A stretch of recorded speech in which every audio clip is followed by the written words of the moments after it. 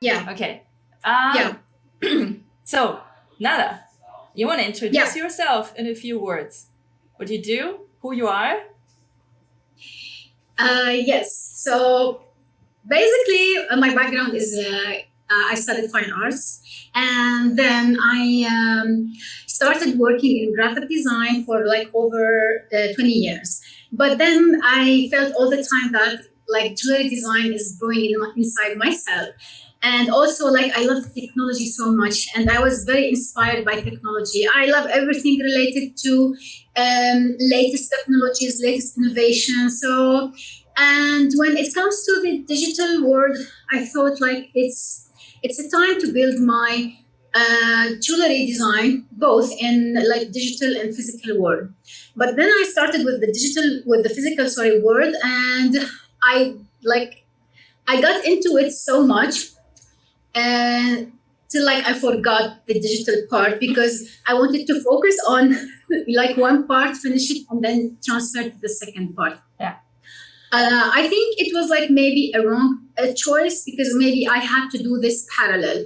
Now, when I wanted to enter the digital world, I felt like a bit lost because there are a lot of like terms, a lot of like words which are like unknown to me. I was hearing all the time these words, like during exhibition, during like even watching YouTube, following like digital artists. But still, it's like it was a vague for me. So now, when I joined Discord, like recently, I joined Discord, and then I started understanding a little bit the terms.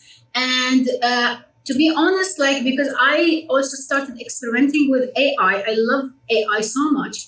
Then I started realizing that there is a connection between this and the digital world. But how to connect these all together again, there is like a missing link for me, which I can't like link it together. So again, I was like following people on Twitter. I saw like some stuff, and recently few days ago, I just like I was like checking online my emails, and then I received an email from Code Couture. They mentioned that like only one day left for challenge, and then I said, let's do it. Maybe it's fun.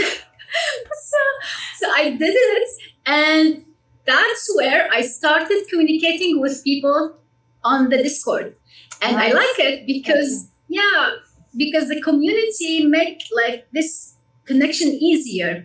Yeah. But I haven't had a chance to introduce myself to the community yet. So yeah, this is the fact that you need to engage. You need to keep yourself all the time with these things in order to be like in digital world. I believe this is how digital world works.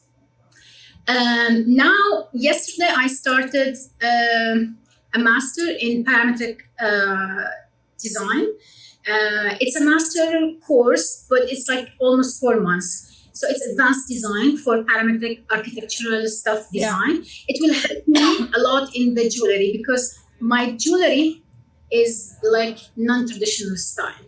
So it's all like statement jewelry based on three-dimensional stuff, based on like 3D printing. I love to see all this stuff in like 3D worlds, let's say 3D environments, and I believe that we need to like break this like traditional stuff and make something different. And this is where also the digital connected again. I mean, I think there's like, people always think of like Web3 as blockchain or crypto, right? And then they're like, oh, and I've been experimenting with AI. Funny enough, like all of these things belong to the next layer of the internet. So if you're talking Web 1, that was in the 90s, right? First layer of the internet. It was very openly accessible, but people didn't have the knowledge on how to interact with it, right? And resources were kind of limited in us. What could you even do with it? Then Web 2 emerged, big tech, right? All the big tech companies that we have now today that own us. Um, Yes. no, just kidding. I mean, not just kidding, but to a certain No, degree, you. they own our data, right? And but without them, I think we would have never been able to really understand like what kind of things are possible on the internet, right?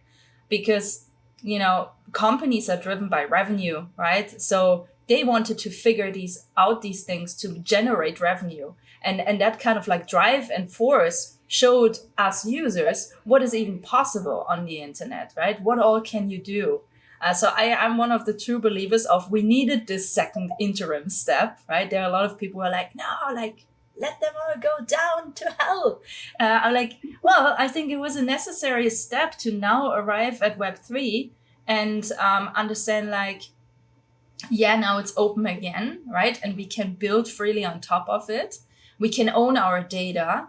And it involves different parts of technology. So there is blockchain technology, there is cryptocurrencies or token economies, right?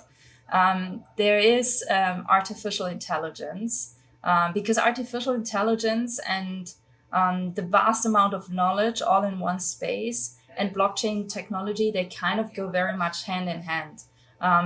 So there's several examples of Web3 protocols on chain that utilize AI technology, right, or machine learning, so they can actually produce these, new innovative products. Without the technology, it would be really hard.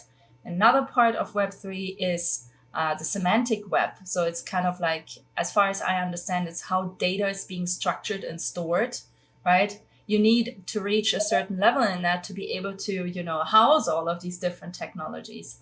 And I honestly much more. In Alana's Discord server, which I should invite you to, I don't know why I haven't done this yet. We do have a channel that's called Galatea. And Galatea is, in Alana's story, it's her companion animal. And so this companion animal is very knowledgeable about everything, in Web3.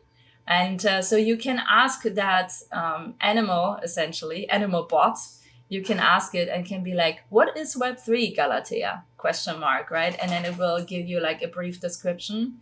And it can do that for everything. So if you ever are looking for like researching specific keywords, right, and you want to have like a very simplified version of it, then just, check in the bot. It's openly accessible to everyone, and you just tag Galatea and be like, what is this? What is that? Why is that happening?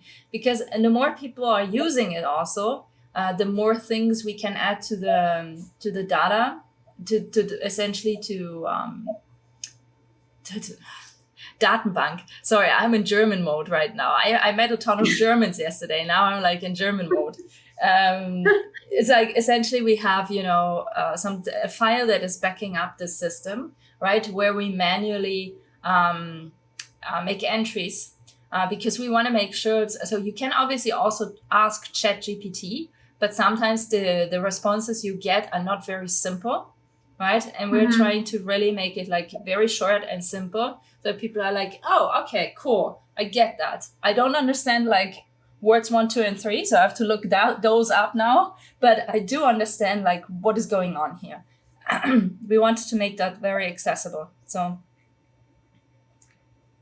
yeah, sorry. I think we should get to your questions because Nada prepared. Wait, I'm actually going to share my. No, I don't want to share my screen because then your face is too small. I like having your face big in here. But essentially, I've split my screen. So one half is you. The other half is your incredible PDF that you sent me. Oh, thank you. No, because also it looks really good. I mean, I'm not surprised you're a graphic designer first, right? But it's like, it's so nice. Nada and Stella, conversation, right? That is so cool. I was so excited when I saw this. Yeah. Thank you so much. Actually, I like everything to be like really neat and to the point and easy reading. Yeah. You don't need it lost. I don't like word files. Word files for me, it doesn't work. Oh, yeah, I understand. Also, I think last year, a conversation with one of our team members. And she, she told me about the technique of how to lay out text And I thought she meant like literally grid layouting text, right? Yes. And then it turns out that wasn't it at all. She meant like, you know, specific visual reading for people with ADHD, where it starts like, you know, more pronounced and then the text kind of fades out and it makes reading actually. I had this recently. Maybe I think I do have ADHD because it was so easy to read for me. It took me like 2 seconds to read a paragraph, right? And and then I was like, oh, this is what she meant. Done, you know, but sometimes you just don't know. Yeah, it's really cool. And you made this really cool slide about yourself. So hello, it's me. It's really cool. Over the past 20 years, my areas of expertise centered on graphic design, art direction, digital art, typography, photography, packaging, and pre-press. Currently, my passion is focused on computational design. I already see here Rhino, Grasshopper. Like this is what they used to teach at my university as well. So jewelry design, product development, 3D printing, as well as artificial intelligence art. It's really like you're covering it all. You're making use of the best things there are. It's really nice. This is technology. Yeah, no, but it's important. You know, I think there is always like a safe balance, right? So, for example, I'm super hyped about the opportunities that we have with AI, right? I think by now I've integrated AI in every workflow that I have, honestly. Nice. But there's also this case of using it like and being aware of ethical implications, right? Because I mean, truth is, especially, you know, image generative AIs, they have been trained on a lot of data that they didn't have the right to access, right? So there's always this thing of using something straight away as it is and pretending like it's yours, or using it as like a filler, essentially, right? I don't know. I know prompt engineering isn't easy. I don't think it's easy, and it requires also skills. But I'm very hesitant on just taking something from AI and saying like, oh, this is my piece of art. You know, I'm very hesitant about just going there, because also AI in its, you know, in its behavior, it's been trained on human behavior. And we don't like if someone takes stuff from us and says like, hey, this is what I did, right? And you're like, wait, no, this is what I did, please. Yeah. And so why would AI, if it ever were to go sentient, why would AI think any different than us? Because it's been trained on our behavior, you know? So I'm very cautious about these things, and I tend to, I mean, you know, the webinar is coming next week. So it's going to be a bit of a part on ethical implications. And, you know, in AI, obviously it can be biased, right? It can come with a lot of bias. So there's like a lot of things that we as like first adopters, we are the first generation adopting these processes, right? And I believe adopting new technology also comes with responsibility and shaping the form and rules on how it's being utilized. And you can say, of course, like, hey, I'm not OpenAI. Like, what kind of responsibility do I have? But truth is, users do also have responsibilities, right? The way we use it will influence generations to come. So there is responsibility. You cannot just use and be like, hey, it's just me and my little vacuum. It's not, right? You're part of something like bigger. So anyhow, cool slides. Okay, found it. Okay, can you tell us a little bit more about Astranada? Yes, so Astranada is like there is a story behind Astranada. It's like a short story. Okay. Yeah, so Astranada, Astra means a star, and Nada means like a dewdrop of water. So, and this is my first name. So when I was kid, I was always looking at the star, and I was always dreaming that one day I will catch a star. You know, this is like a kid's dreams. And then when my like, I to be honest, I don't like my name, but I like the meaning of my name. So the meaning of my name means a lot to me because I used to all the time, also when I was kid, we had a backyard, so we had a lot of plants. So I was watching these like dewdrops when it's like in the early morning or at night. And when I get like younger and started taking photography, I was like really into taking this reflection and this stuff. So I said Astranada will reflect me in all aspects. So that's why I called Astranada. First of all, because it reflects like jewelry. It's a reflection, it's like it's something very like special, and it means like this is special to me as I combine both things which they are special to me. And also it's like reflection, and stars is like twinkling, so it's all mixing and related to jewelry. Again, it's non-traditional jewelry. It's something like more. That's why I'm learning the computational design and parametric design, because it's more like in like architectural style. It's more in advanced design style. Yeah. So so it was born actually, let's say 2021 officially, and maybe a little bit, sorry, before, but then I haven't launched anything yet. I went through a lot of like ups and downs during this stage. I was preparing the stuff. I'm doing everything myself, but I collaborated with like architects, and I did the first premium designs. And I'm so excited that this will be like the first collections to be launched, but still I have like some difficulties in a little bit in manufacturing. So, but hopefully very soon it will be ready. So this is mainly Astranada. It will be mainly related to 3D printing, and it's also like advanced design, and I don't know later on. So this is my main focus now.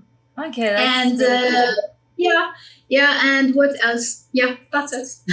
That is really cool. I'm very much looking forward to this, and I know. Yeah. Okay. I'm a newbie to the digital world, and I'm eager to enter it. You said, but I still don't know where to start. Questions related to design. I have the 3D CAD modeling file. How to transfer the 3D CAD files into a digital collection. So technically speaking, you would need to export your file in a GLB format, right? GLB exports also including the textures, so it makes stuff a little bit easier. You can obviously adapt the textures in, for example, Lens Studio is the software that we've been using to work with Snapchat, right? That's for example for like jewelry. Then there's 010 app, but as of my understanding, currently 010 app doesn't do face tracking. So obviously for jewelry, this is not ideal. And then there is Filter. Filter does excellent face tracking. They utilize Unity to create or to import or connect the models essentially to their platform. So they have a Unity software development kit that you can utilize. They have a good, I think I've seen like a fairly good documentation. So do 010 app for clothing, and Lens Studio also has a good documentation, but sometimes they create new templates, and then there is like a span of time in which the documentation is still missing. So there's always like a bit of a gap. But because it's a template, it makes things already like so much easier. So I really recommend trying out Lens Studio to begin with. Just to get like your first, experience and feels, because you can utilize a template and work with that template. And I think you saw this also on the live stream with Snapchat. Susie didn't start from scratch. She used this like, earring template. And then it like almost works automatically. Not quite, but it does almost work automatically. So Snapchat is the start. Sorry. I think it's a good start. Yeah. Reasons for that is it's fairly accessible. It comes with the templates, but furthermore, Snapchat doesn't claim ownership on what you create. If you post anything really to Facebook or Instagram, they kind of claim ownership on these things. right? So they're Ah, allowed to do whatever they want to do with this. I'm not saying they are going nice. to do something, but they can. They, have your permission essentially to do it. So this Yes. is why I don't recommend it. Then there is Effect House from TikTok. So that I've never played around with. I heard a lot of like people who liked it, but Mm-hmm. as of my understanding, is very focused on like visual effects, not necessarily Oh, accessories. And also, this was some alpha that Omri shared with us last week in the live stream. We used to have the snap camera. So I was able to wear usually my earrings with a yes. meeting, right? So that was really sexy, to be honest. Um, Yeah. but the problem is they kept the snap camera, but they are working on a software development kit, which you can use and essentially build it into your own platform. So Okay. thinking of like future use cases, I think that's also like kind of important to think about that, because especially if you want to go like and do this in a phygital way where you have maybe the Mm-hmm. opportunity for people to order the physical piece Mm-hmm. after they purchase the digital one, right? Then you would want people to be able to try this out on your website, for example, right? Right. Yeah. So Yeah. I think Right. this is why I would right now recommend Snapchat and not anything else. Even Okay. though I mean, everyone knows I'm a huge fan of 010 app, but Yeah. they just don't do jewelry right now. So Oh, yeah. guys, Okay. you need to Okay. do Yeah. jewelry. They have a lot Do of it. nice stuff, by the way. Nice. Oh, I Yeah. love it, honestly. Yeah. Also, they really ensure with the way they guide people through the process of setting up their garments. They really ensure like a certain level and standard of quality, which I think is Mm-hmm. really nice. Right? You wouldn't want to go in a museum, visit an art exhibition, and see like kids' drawings between masterpieces, right? It Mm-hmm. would it Mm-hmm. would kind of scrap everything down, right?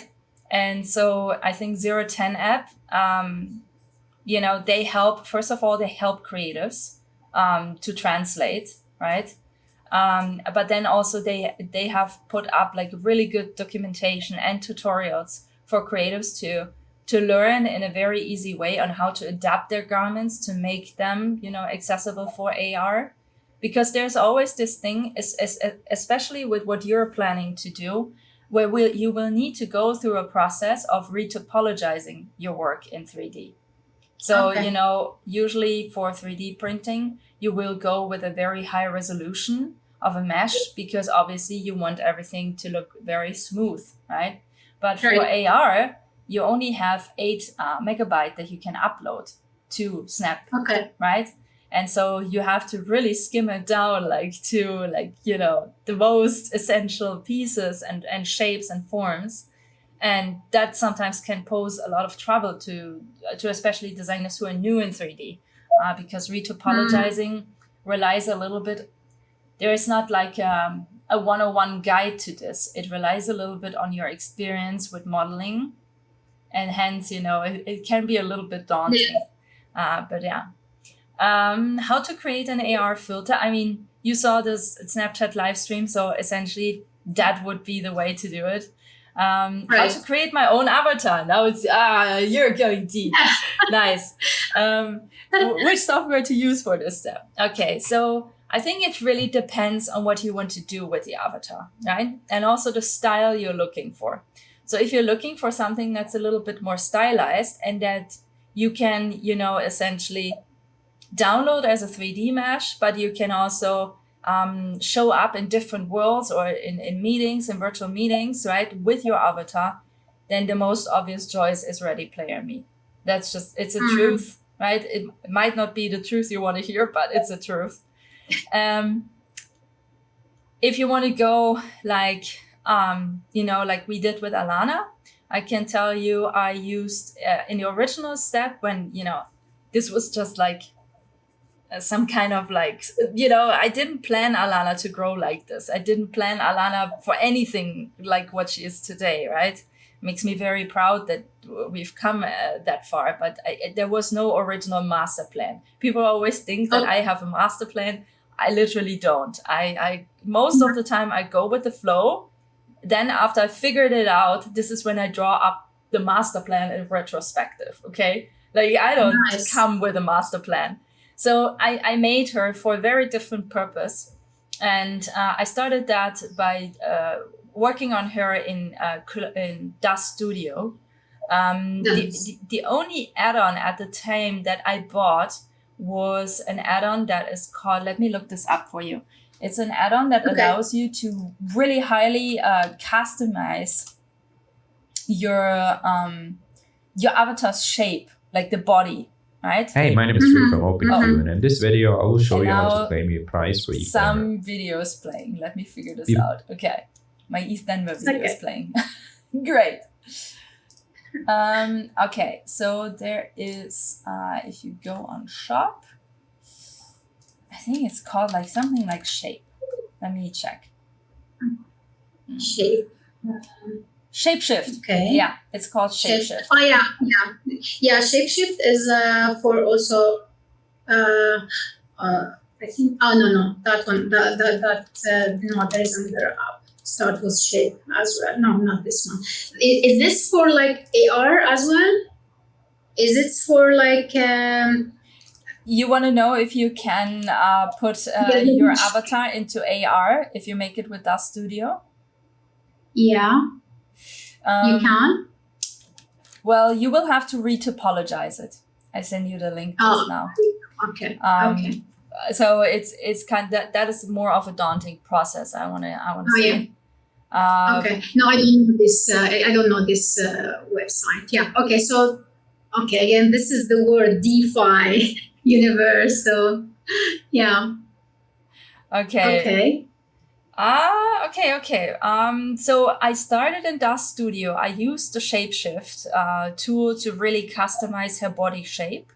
Because, the original Genesis 8 avatar at the same time, at the time, it was, very tall and very like, slender.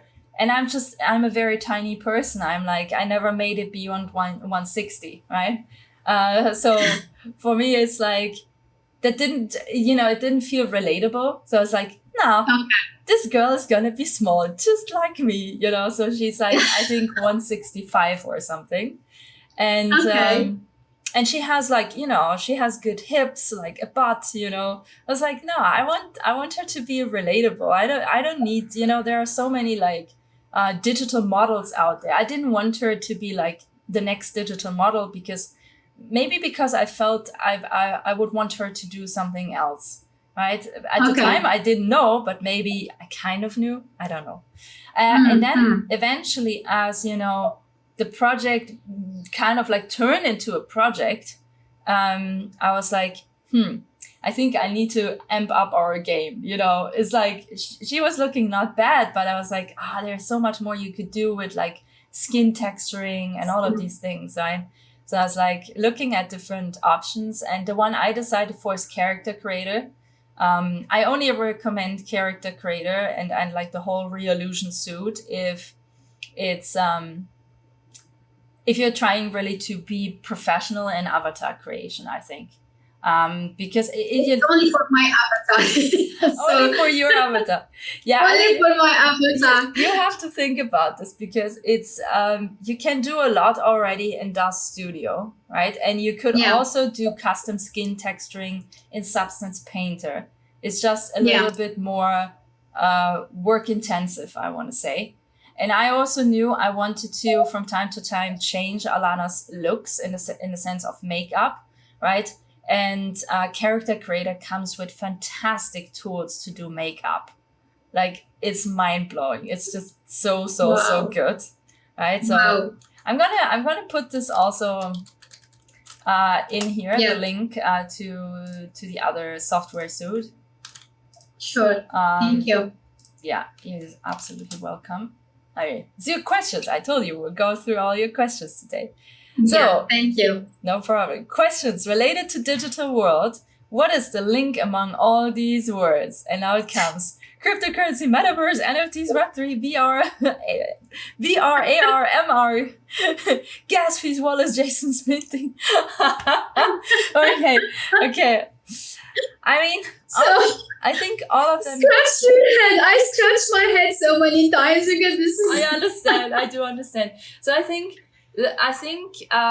partially it's the structure. So imagine if in your slide, right, Web3 would be the headline. And then under Web3 would be cryptocurrency, metaverse, NFTs, AR, VR, MR, gas fees, wallet, JSON, minting, decentralization, digitization, DeFi, tokenization, and monetization, right? I think this is it's kind of like Web3 is not a part of these words. It's kind of like Web3 is the house, and all of these words belong in that house, right? Like a funnel. Yeah. Yeah, it's like Web3 is the mom and everyone else is the kids. Okay. This is really like nice, like what we call it, like description for. Okay, good. In one word. Yeah, it's good. It's good. Then you can build clusters, right?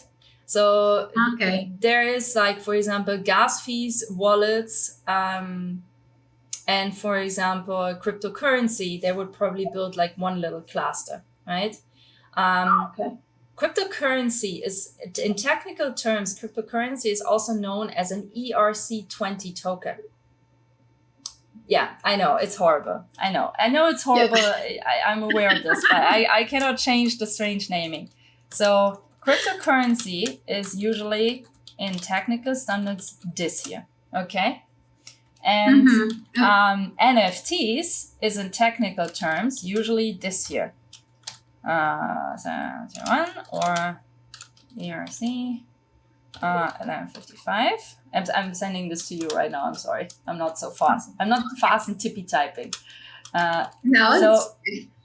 All designers maybe like this. I don't know. Me too. I'm not fast in typing. I'm fast in work, in design work. Yeah, that's it. That's the main goal, right? No, so you have. But if you look at the technical descriptions of these two things, you can already tell they kind of belong to a similar world, because all of them start with ERC and they end with a number, right? So that means they actually do belong to the same world of things. And these tokens, right? So these ERCs are tokens, essentially. And those tokens, they can be used to tokenize something, right? So, for example, an entry ticket to an event. If you issue it through an NFT, it's a tokenized entry ticket, right? It doesn't really matter. So, and then you want to buy a cryptocurrency or you want to buy an NFT. This is how you need your wallet, right? And you will need to connect your wallet to the platform that you want to buy these things on. So when you're doing this, you need your wallet. Okay. When you're executing what we call a smart contract, so you want to buy something, right? Okay. Buying or a transaction. This is when you try and buy something with your wallet, you will be prompted by your wallet to sign something. And the thing you're signing, it's called a smart contract. And all of these things like a smart contract or like not the smart contract, but the metadata that is being, essentially pushed through that towards you is all usually stored in a so-called JSON file. It's a readable file format, but that is what JSON is. And the process of buying something, when you're, especially in NFT terms, that is called minting. So you see how all of these different words that you listed are somehow somewhat connected to each other, right? So you can build little clusters of, let's say, gas fees, wallet, and tokens, right? Or cryptocurrency. But in the end, they're all very seamlessly connected with each other. And so this is why I'm saying best to put the Web3 as the mom on top and then the little children in a little bubble underneath, because they do relate to each other, right? So even at the moment where you buy a cryptocurrency, right, depending on where you buy it, you're like with half your foot into decentralized finance. So if you buy, for example, a cryptocurrency like Ethereum on a decentralized exchange such as Bancor, for example, right, then you are utilizing a DeFi platform to buy your token, right? So all of this is like very like neatly interconnected with each other. I'm so sorry. I know it's not easy to comprehend, but it is a truth, cannot change it. And then I think at the top of this hierarchy is probably like decentralization. And decentralization is such a difficult word because decentralization in Web3 is like, it's like the holy grail, right? It's like, people used to say like 20 years ago when everyone was obsessed with like different forms of religion in my teenage years, everyone was like, yeah, then you reach nirvana. No, now it's like you reach decentralization. This is when you reach enlightenment, But I think sometimes, people tend to be very extreme about those things, right? They follow a new ideology and they're like, yeah, it's like the only way. And I can be like this too. And I'm not saying I'm not, right? I can be like this too. I'm like, this is like the only way we should think about this. But the truth is always somewhere in the middle, right? So while decentralization is very important when it comes to ownership, right? And you as a user owning your data, there's also a limit of how much responsibility you can take on as an individual person.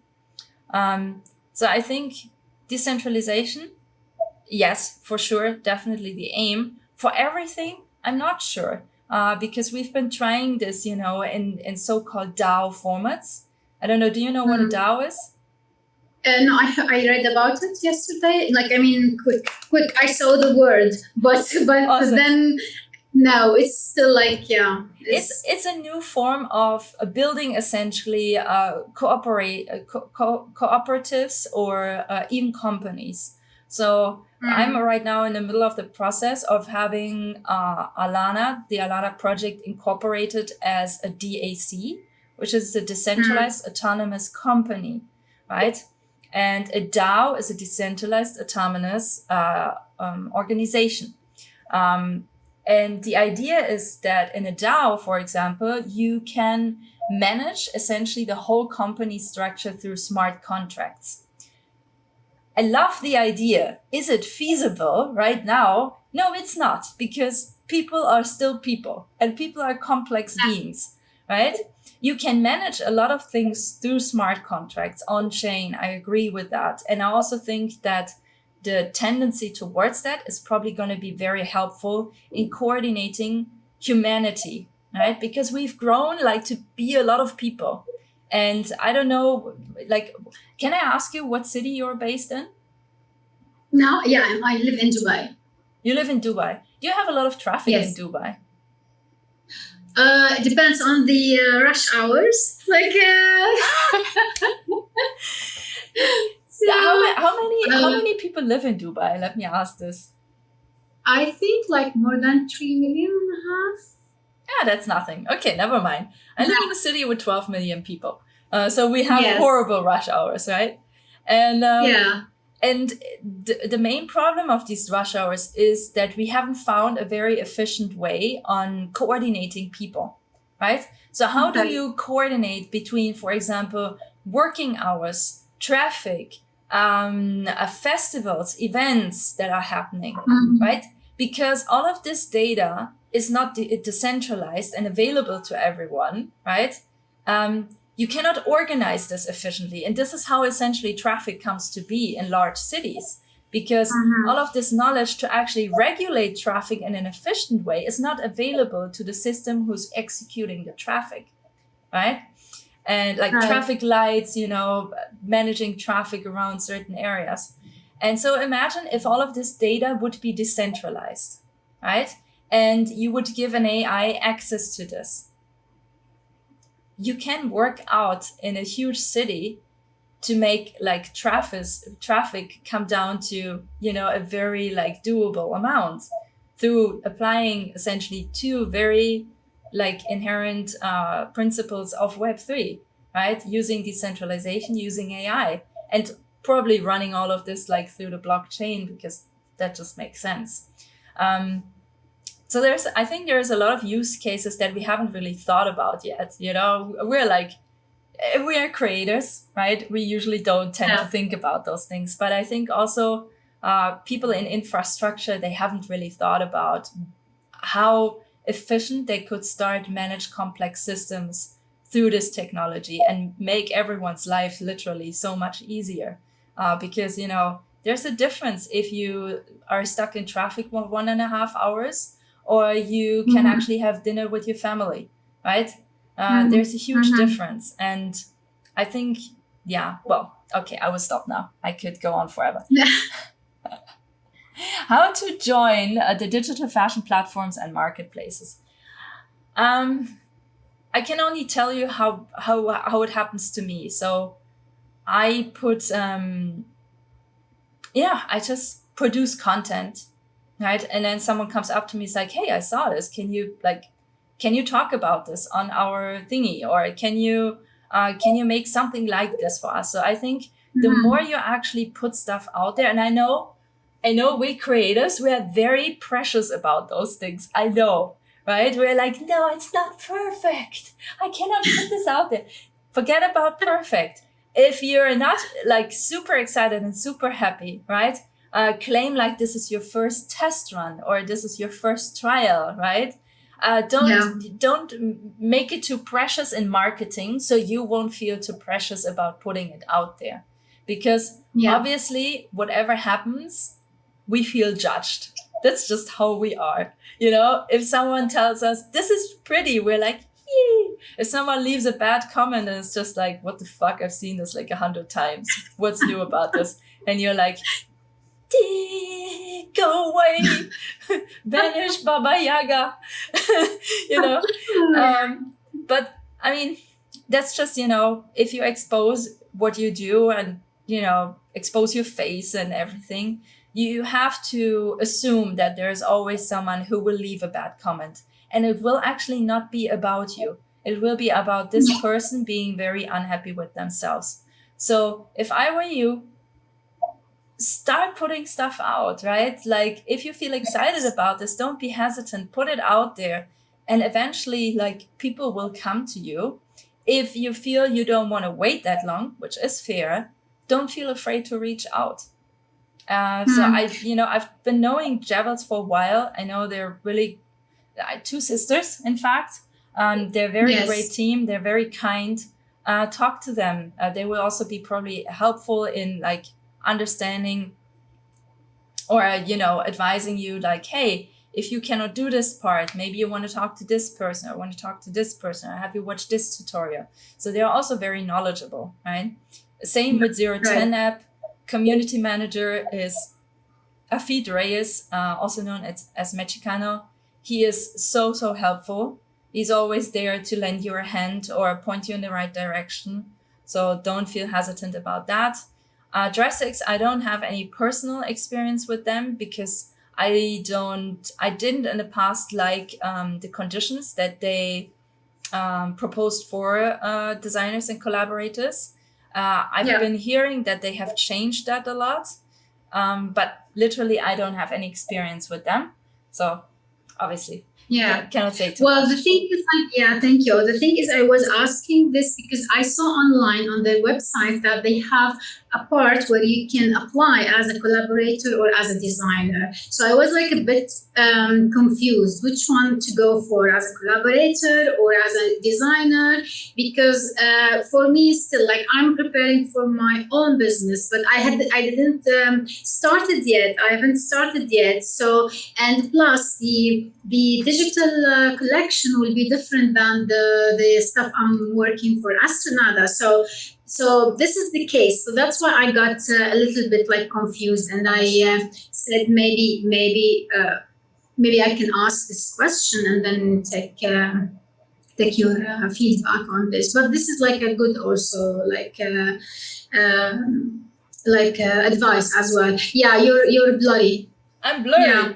What happened? Yes, now you come back. I'm blurring out of existence. Yes. So cute. You come back again. No, you transferred to Alana when you were blurry. Oh my god! Imagine that. You know, there are people who end phone calls with me and they're like, hey, Alana, it was so nice talking to you. See you next time. I'm like, wait, it's me, Stella. No, but Alana is virtual. Yeah, sorry. Yeah, no, Yeah, no, please. you're good. No, but yeah, it can be confusing. But anyway, for you, 010 app with the jewelry right now is not really an option, anyways, right? Okay. Yeah. So I would, you know, but the other point is obviously also, and I think we've been underestimating this for years, is building out your own brand, right? And then utilizing collaborations to bring even more traction.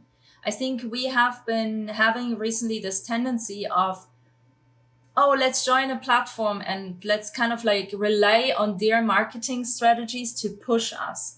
And I think that's actually not working very well. So I think you build up more strength in focusing on building out your brand first. And once you found your voice, right?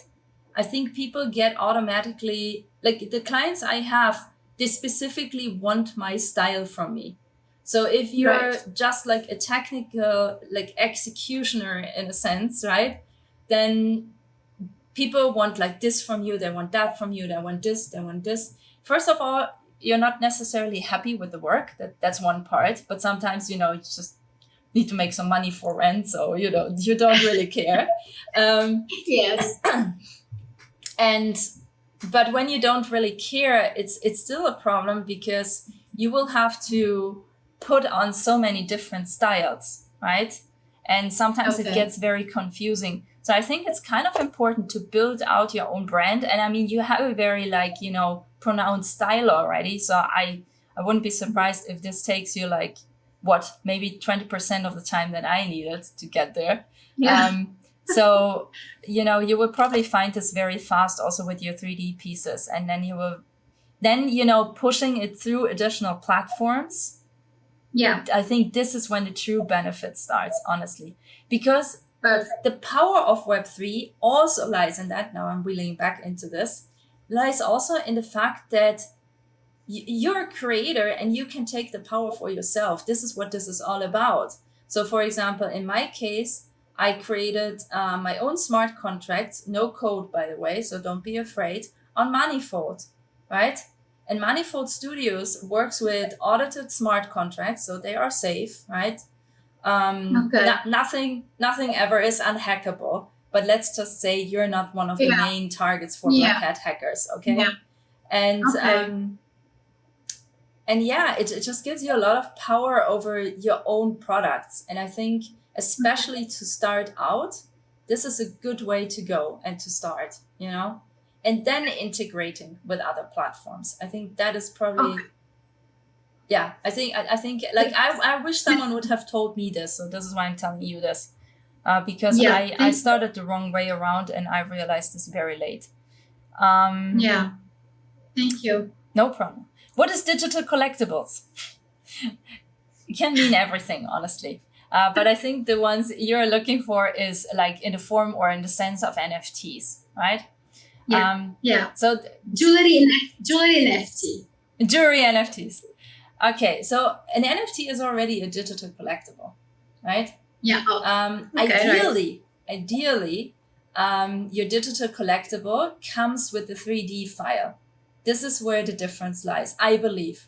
But I'm very sure people would challenge me on that, right? So wait, now I do want to share my screen because I do want to show you how I did this to get like an idea of this. Okay. Cool. Let's take a look at this, and I can already tell you I'm probably not logged in. Am I logged? I'm not logged in. Let me check this quickly.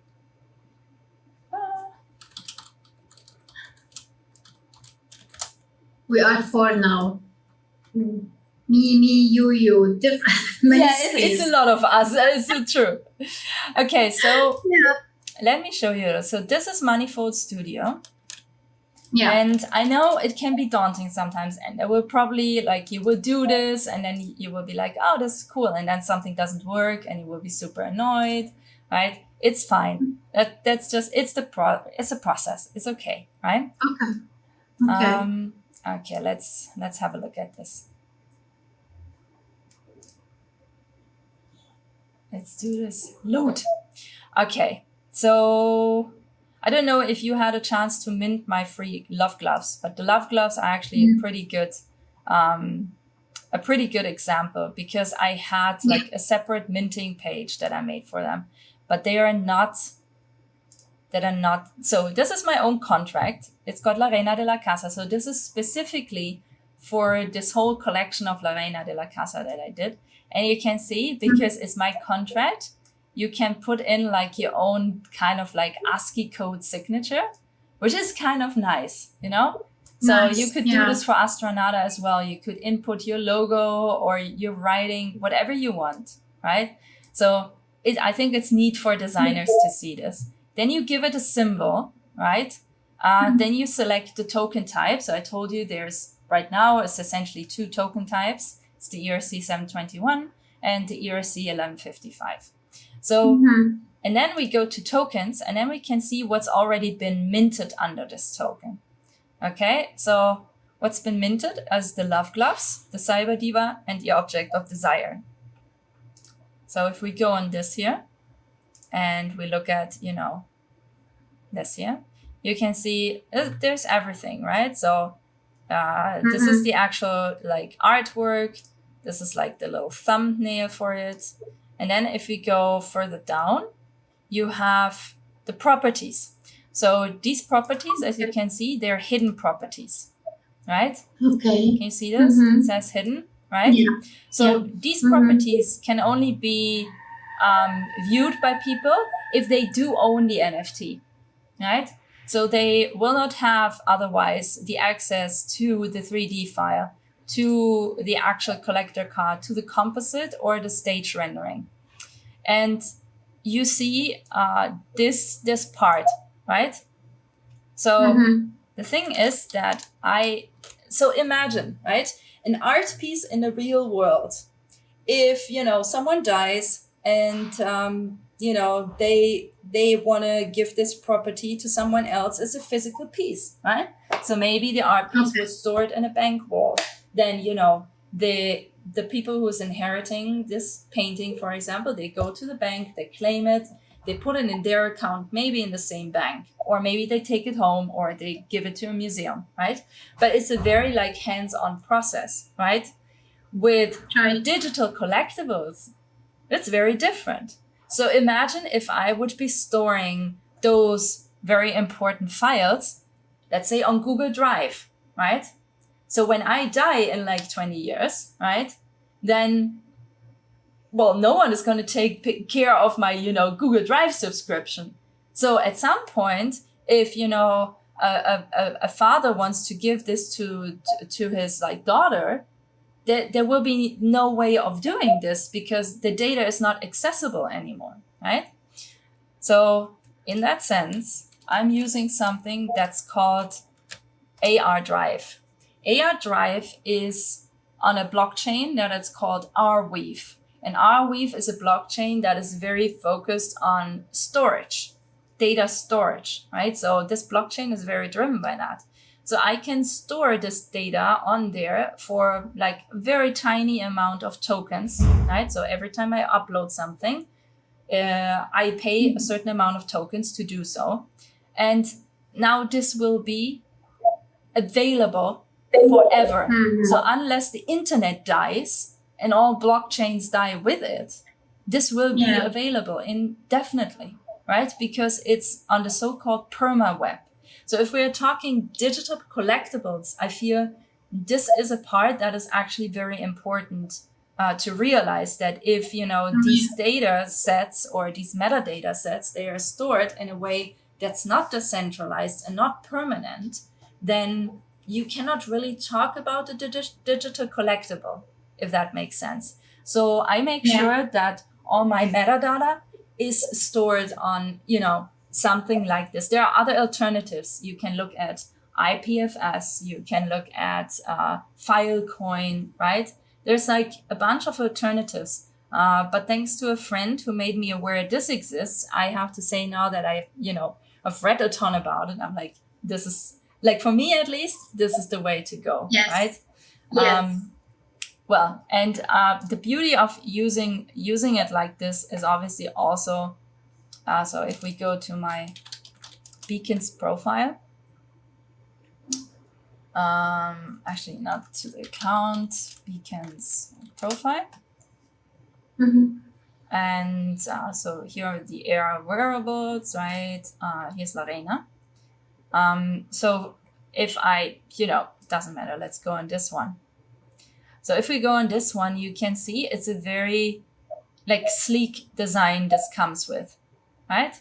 I didn't have to do anything. Like, it's literally like what you're seeing here, right? Putting in these data sets. This is what this translates to, right? And from here, you have a very easy time literally connecting your wallet, minting this or not minting this. It's very sleek. And the beauty of this is you can implement this into your own website, right? Okay. So this gives you as a creator a ton of power, I think. And yeah, I think it's important. Yeah, it is. Thank you so much for like showing me this. This is very important, really. Thank you. No, you're absolutely welcome. Also, just put it in the chat. So we have this Yeah, available. Okay. I started now like trying to connect everything you mentioned, but it needs a lot of like reading, again, watching, checking, maybe diving into like, maybe when you say minting, I think like, because I haven't I haven't done any minting. I haven't even I created MetaMask before, but I didn't use it. I was just trying to, as I said, to connect things together, but then it didn't work for me. So maybe now when I focus more on this part, then it will start it being more clear and easier. I know it will take time. It's not gonna happen by day or night. It will take time. Yeah, no, I do understand that part. Actually, I recommend you do this. I sent this to everyone, and this is also the reason why we created it. So DebBanks is like a task journey platform. So we created a little bit of a task journey for Alana, so that people who are very new to this and just made their own MetaMask wallet get a feeling for how this could be done. And so you just follow the little tasks in there. There are also some questions about Web3, and then you will get forwarded to Alana's Gitbook to look up a little bit of her story, right? It's like a nice little gamified version of, okay, this is what that means. Okay, this is how that works. And then at the end of this, I want to say a few hours after you've completed the task journey, you should get sent a free NFT from Alana, essentially from DebBank, of course, that we made. That's a piece of blockchain candy. And so you did well, you get some candy, Nice. And, yeah, I like it. So the next step, right, after you've done this would be going to, so maybe the next day, right, to see if you have your NFT now, you can go to OpenSea.io, right, connect your wallet and see if your NFT is in there. If you don't find it in the official thing, you might have to go to more hidden tab, right? But this would be, I think this is a good start, because people tend to read a lot, right? But then the experience part is missing, and it still makes you feel wary and maybe even afraid to a certain degree. Right.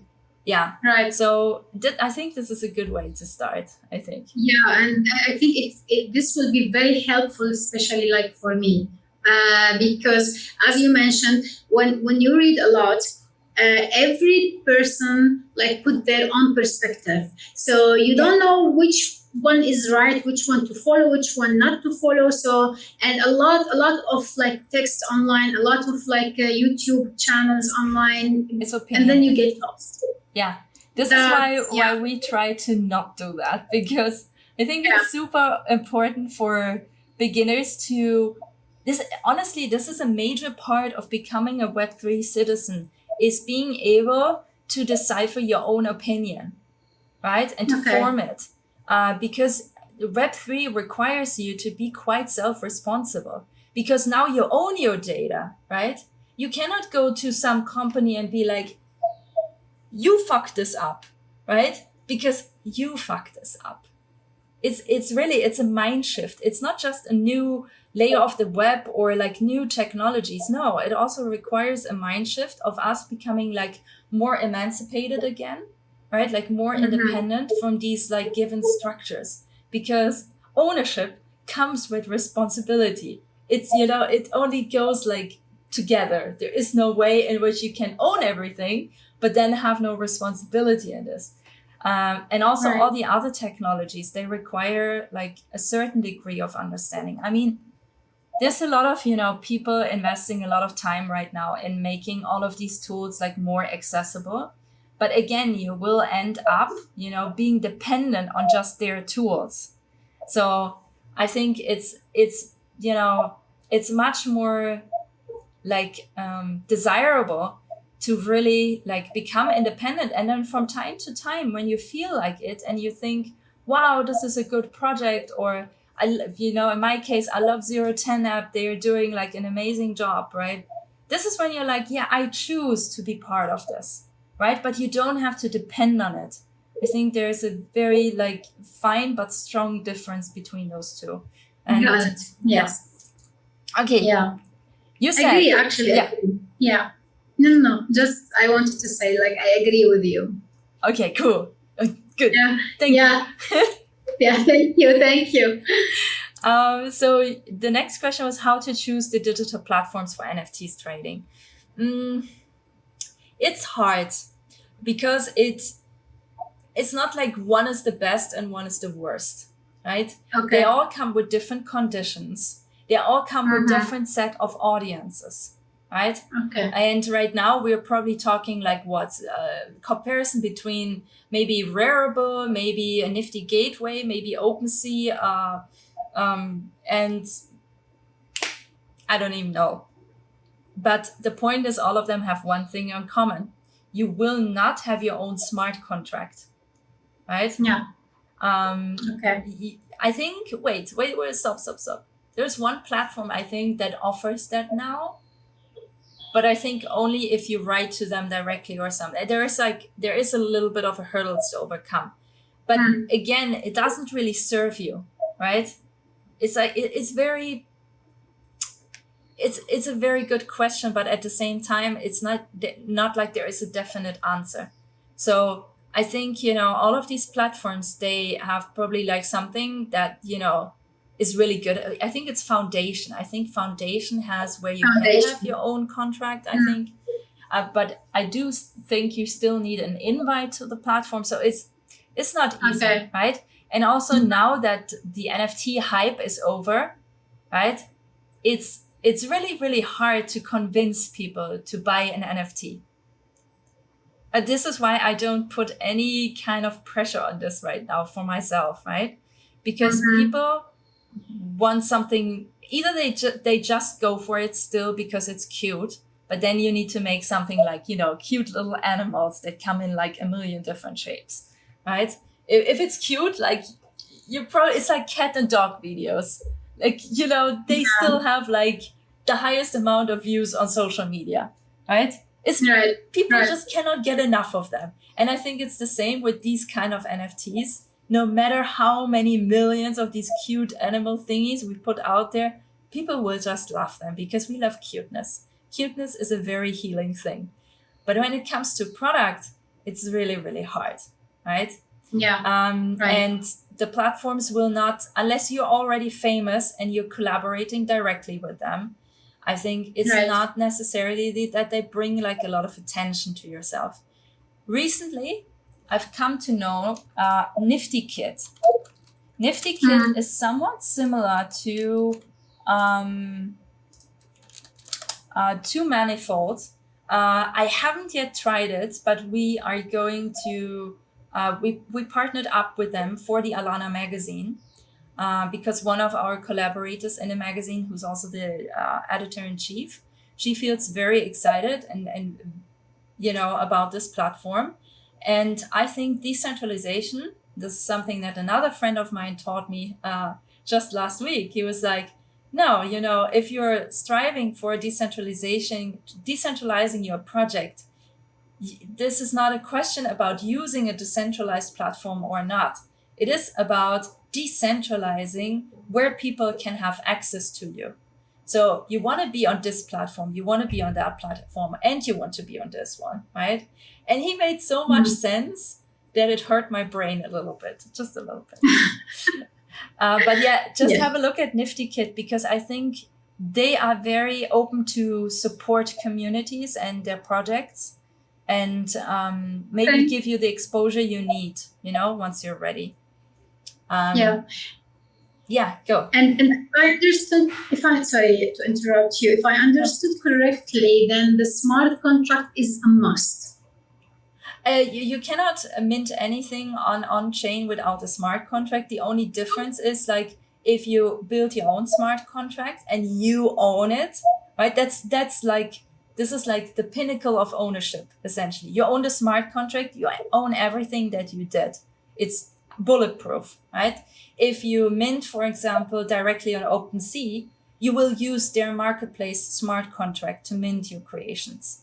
So indirectly, they do own your things yet again, right?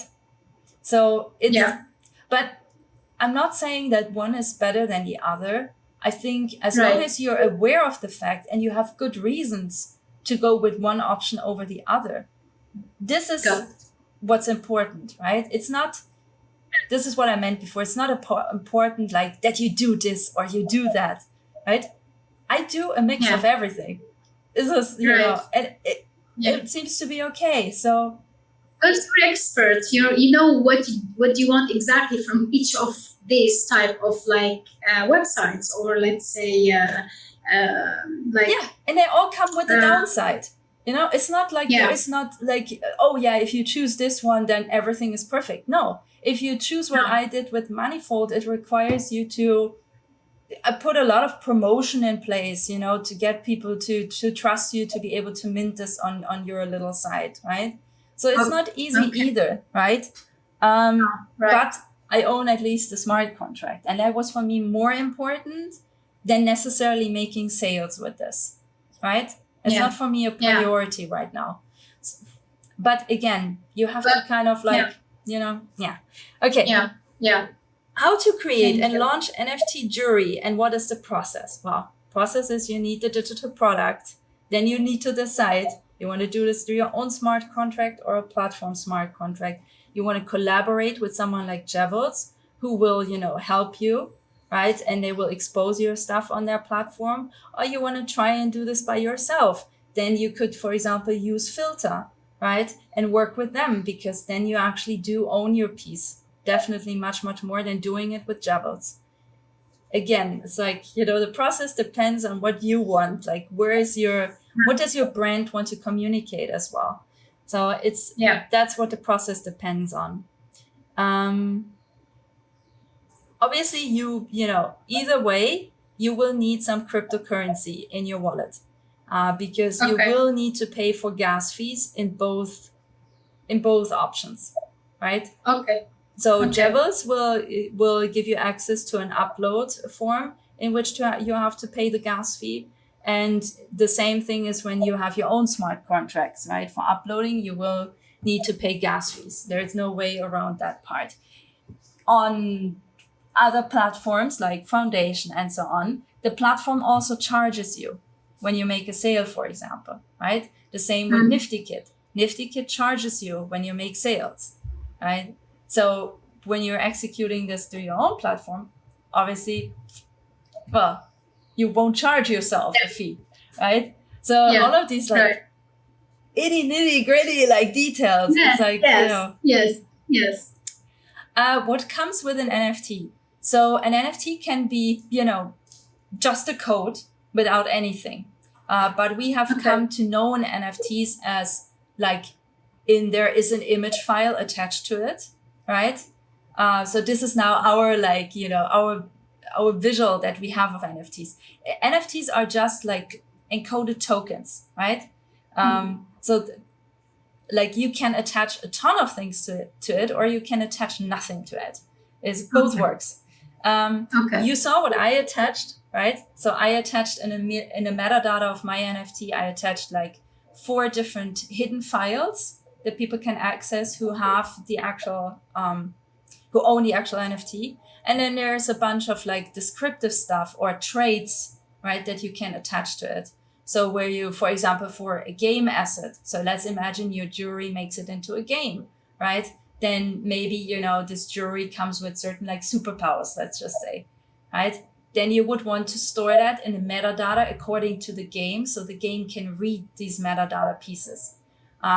So it really depends on what's the use case of your NFT, right? If it's just, let's say, an AR art piece, then maybe it's just this one visual, and that's the NFT, right?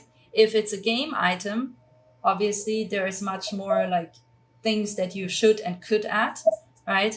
Then if you do something like me, I call mine already a utility NFT, because people will get provided with the 3D file, right?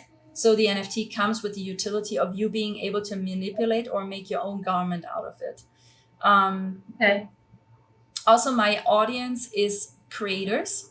It's not collectors, right? Okay. So is also like, which is the audience you prefer to talk to, right? Can AR filters be sold as NFTs?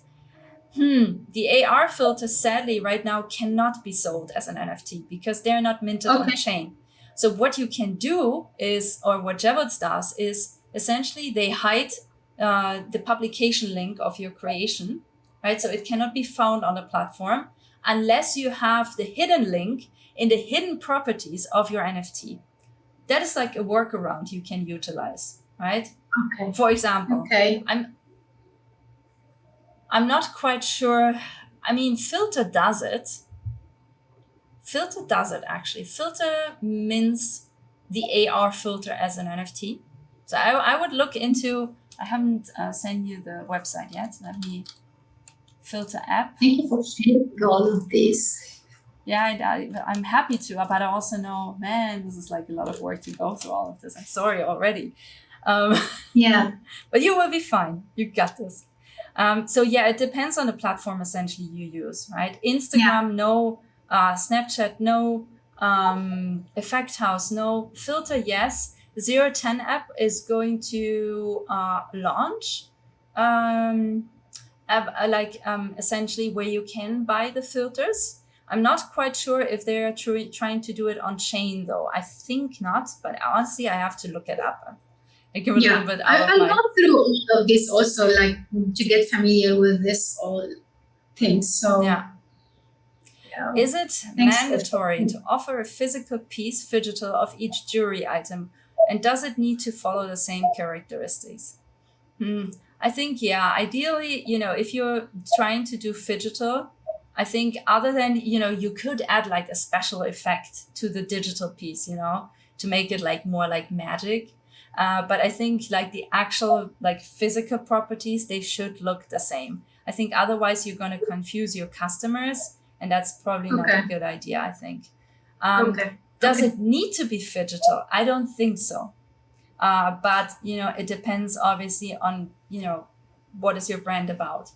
So I think where you want to go with this, it makes a ton of sense. And I also think a lot of people are going to appreciate this, right? Where they can, send, for example, the digital NFT to burn it, and then automatically a mechanism is being executed that allows you to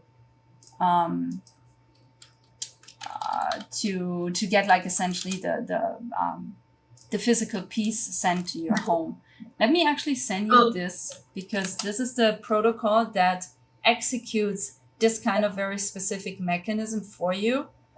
We've been talking to them as well. It's I think something like this is probably a good idea for you, honestly. How to choose the digital platforms for NFTs trading? Yeah, well, we went through this. Can we? I think it's double. Sorry, that's. I think this is double question. Oh yeah, that's double. Oh, we're through. We made it. Look at us. I discovered it when I was reading this today. Yeah, we did it. You did it. Amazing. Yes. Yes, Stella. Thank you. Thank you. No problem. I think your Well, brain must be melting now. I think. Is it melting? yeah. Yeah, I know. I'll go. Don't I'll worry. start immediately. Don't worry. Yeah. It's I think it's a very, everyone goes through that same feeling. It's not you. Yeah. It's like I went through this and I was like, what the hell? How am I ever able to understand all of these things, right? And then bit by bit, and like I said, by experiencing things, right? Yes. It really helps. And we're really trying at the Alana project to build out more tools. Me as a designer, I'm also trying to, do more webinars, hold more educational sessions. So you guys have hopefully an easier path than I used to have, and people before me even. And yeah, it helps to get in touch with, like you said already, with other communities, right? Like-minded communities who share similar ideas, similar goals, and then stuff gets so much easier. And obviously there is not just Elena, right? Obviously, like, I want to promote Yes. her, but there's a ton of other communities who can help you with these things as well, right? And I'm also part Yeah. of, other creator hubs and communities. Just because I have my own project doesn't mean that I only have to hang out in my own project, right? Yes. Absolutely. Yeah. So there's, for example, it's a very nice session every Friday on the Fabricant. It's like one Yeah. of our core members by Anatarian. She does such a good job. Like, I could never do what she does.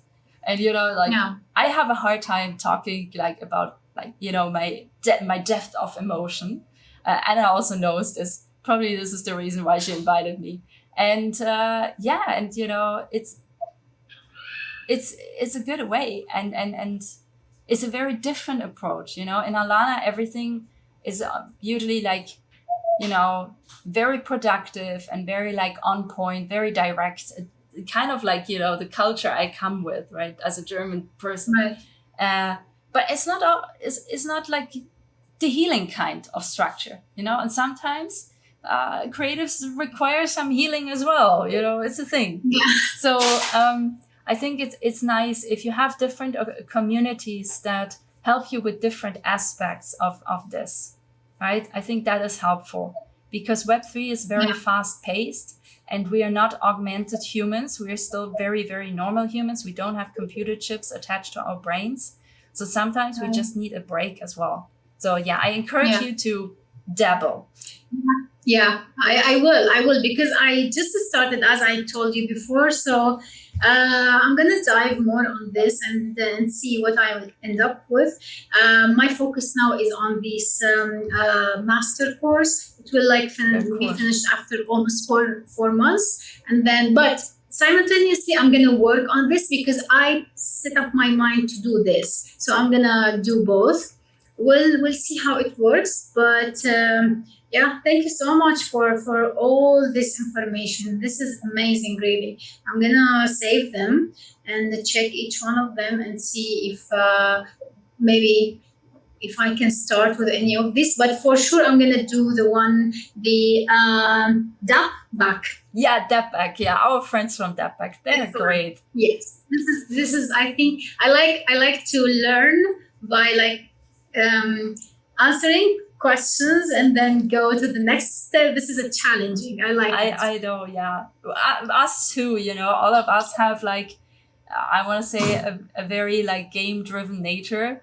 We're all let's do something fun, and so the whole Alana project is essentially built out in a way and planned out in a way where we try to produce in these different development branches educational content that doesn't feel like education, right? Yeah. So it's, the DAPback task journey is a tiny bit of that, but also the prototype game we're building. It's going to be about Web3 education, but it's not going to feel like it. And I think that's important because we're already doing so much work, and, sometimes days get very tiring. You don't want to spend your evening then, getting into the next online course that's super serious, right? So Yeah. that kind of mindset we have in, creating like all of these different elements. Yeah. Mhm.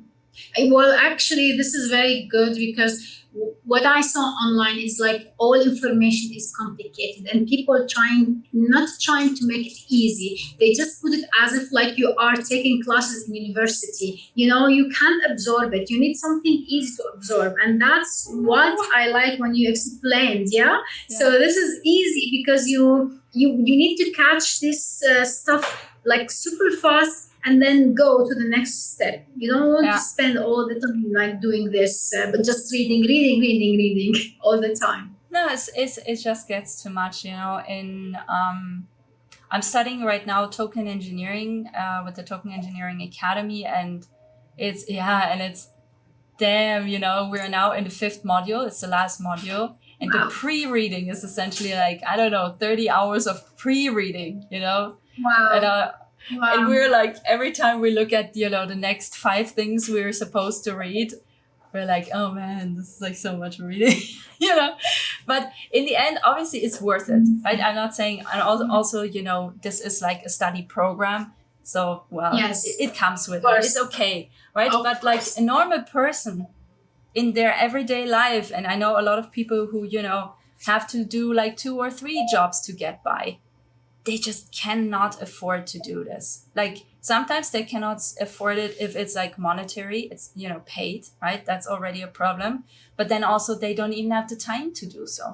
Like when they're supposed to do this, like 1 hour before midnight and then get up at like 4 a.m. again. No, it's just not fair to them either, So, when we did a lot of experimenting last year, I want to say, experimenting with like, what are viable ideas, right? What could we do that would make sense? And obviously we did a lot of like internal structuring and internal like understanding better what is Alana supposed to be really, and what's her story? Like, where does she come from? Who is she like as a person, right? Like, what does she like? What does she dislike? What are Galateas? What are Turritecos? All of these things, right? Yeah. And at the end of the year, I essentially also published a little like wrapper video for 2022. And I said like, okay, so taking in everything that we did in 2022, this is the compressed result of this, right? And now it has 6 straight up development branches that are all dedicated to produce educational content, but in a way that feels more like entertainment in a sense. And I think that is probably like, I don't know, hopefully a good way to do this, I'm not sure either. Like I said, I also go a little bit with the flow, right? But I think, so far it's been working. So let's just keep running. No, good for like you. You're like really, you're so like hard worker, and I can see this from your also all your posts. Very amazing. Thank you. Yeah. No, seriously. And I'm so happy that I have met you. I have also the chance to talk to you. So this is really amazing. And I know that you are so busy, and I'm so grateful for this discussion today. And no, like I said, me too. Thank you for reaching out and asking all of these questions. It's really important people keep asking, right? And thank you for that. Sadly, I really have to go now because in 1 minute our team meeting starts. Thank you so much. Thank you so much and see you Thank super you. Have soon. a great day. You too. See you soon.